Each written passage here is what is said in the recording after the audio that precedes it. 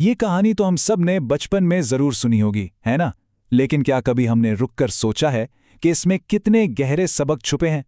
ये सिर्फ एक चींटी और कबूतर की कहानी नहीं, बल्कि ये दोस्ती, हिम्मत और एक दूसरे का साथ देने जैसे उसूलों का एक बहुत ही जबरदस्त तज्जिया है। तो सवाल ये पैदा होता है कि हीरो होता कौन है? क्या वो जो सबसे बड़ा और ताकतवर हो, या फिर हिम्मत का ताल्लुक जिस्म से नहीं दिल से होता है? ये कहानी हमें इसी सवाल पर गौर करने पर मजबूर करती है, और इसका जवाब शायद बहुत से लोगों के लिए हैरानकुन हो। अच्छा, तो कहानी शुरू होती है एक पुरसुकून दरिया के किनारे से, जहां हमारी मुलाकात दो बिल्कुल अलग अलग सोच रखने वाले किरदारों से होती है। एक है जोजो, जो कि एक बहुत मेहनती चींटी है, और दूसरी है पिया, एक बिल्कुल बेफिक्र कबूतर। यहीं पर इन दोनों की सोच का फर्क बिल्कुल साफ नजर आ जाता है। जोजो को मुस्तकबिल की फिक्र है, जबकि पिया कहती है कि बस आज मैं जीऊं। तो एक तरफ है तैयारी और जिम्मेदारी, और दूसरी तरफ है बस हर लम्हे से लुत्फानंदोज होने का फलसफा। यही वो बुनियादी फर्क है जिस पर पूरी कहानी खड़ी है। लेकिन आप जानते हैं, कुदरत जल्द ही उन दोनों की सोच का इम्तिहान लेने वाली थी। तो चलिए देखते हैं कि जब बारिशों का तूफान आता है तो किसका फलसफा काम आता है। और ये वो लम्हा है जहां पिया को अपनी लापरवाही का एहसास होता है। आज मैं जीने की खुशी अब भूख और मायूसी में बदल चुकी थी। और ठीक उसी मायूसी के लम्हे में जुजू की दरियादिली सामने आती है। ये सिर्फ खाना बांटना नहीं था, बल्कि एक ऐसी दोस्ती की बुनियाद रखना था जो एक दूसरे का ख्याल रखने पर कायम थी। जुजू की इस मेहरबानी ने अब एक ऐसा रिश्ता बना दिया है जिसे जल्द ही आजमाया जाएगा, क्योंकि बाहमी ताउन का उसूल ही यही है कि एक का एहसान दूसरे पर एक तरह से कर्ज बन जाता है। अब कहानी एक नया और दिलचस्प मोड़ लेती है। एहसान का बदला चुकाने का वक्त आ गया है, लेकिन इस बार हालात बिल्कुल मुख्तलिफ हैं और किरदार भी बदल चुके हैं। यहाँ कहानी हमारे सामने एक बहुत ही मुश्किल सवाल रखती है। सोचने की बात है, एक कबूतर बहते दरिया में डूबती हुई एक नन्ही सी कीटी को आखिर कैसे बचा सकता है?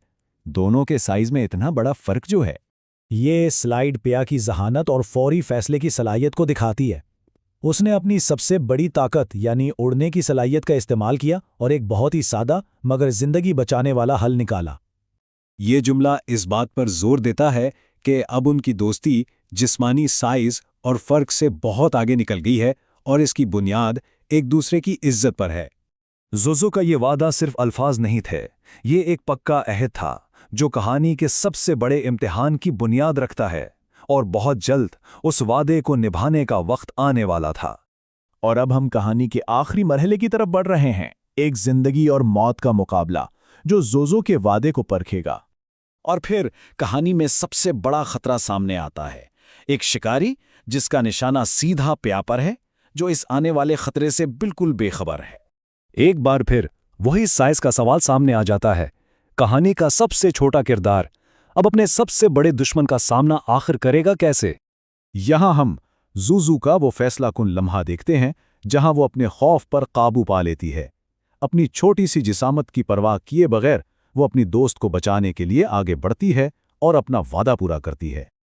ये जुमला जुजू की बहादुरी के पीछे की असल वजह बताता है।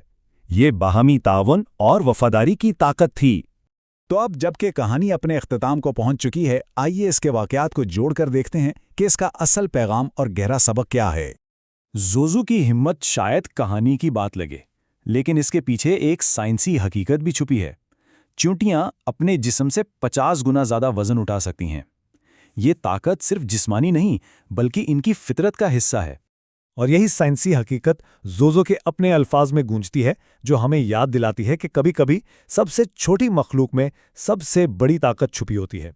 कहानी का इखलाकी सबक यहाँ बिल्कुल वाज़ेह है, जो ये दिखाता है कि कहानी का हर वाक़या हमें उसी नतीजे तक पहुँचाने के लिए सोच समझकर बनाया गया था। तो आखिर हम इस कहानी से सीखते क्या है?